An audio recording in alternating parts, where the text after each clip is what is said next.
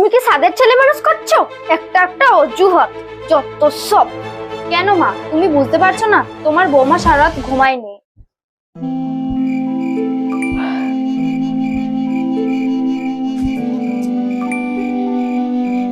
আড়াইটা বাজছে, খুব ঘুম পেয়েছে। ও শুনছো? কি হয়েছে বলো। বলছি বাবুকে একটু লাও না, আমার খুব ঘুম পেয়েছে। শুয়ে দাও, পারো না, ঘুম পাচ্ছে না।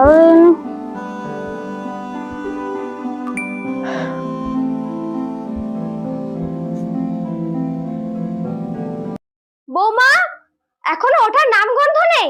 এত বেলা হয়ে গেছে। বৌমা!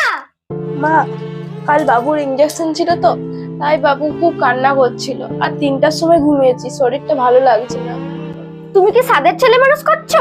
একটা একটা অজুহাত, যত সব। মা, তোমার বৌমা ঠিকই বলছে। থাক থাক, তোকে আর বইয়ের হয়ে কথা বলতে হবে না, বইয়ের গোলাম একটা। হ্যালো, কি রে মা, এত সকালে ফোন করেছিস? কিছু হয়েছে কি?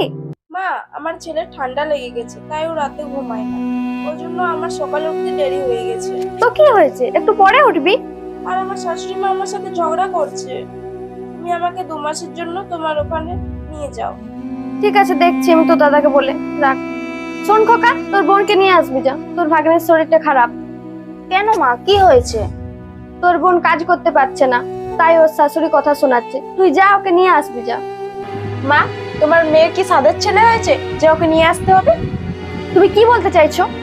কেন মা, তুমি বুঝতে পারছো না তোমার বৌমা সারা রাত ঘুমায়নি? আমার ছেলে সারা রাত ঘুমায়নি তার জন্য।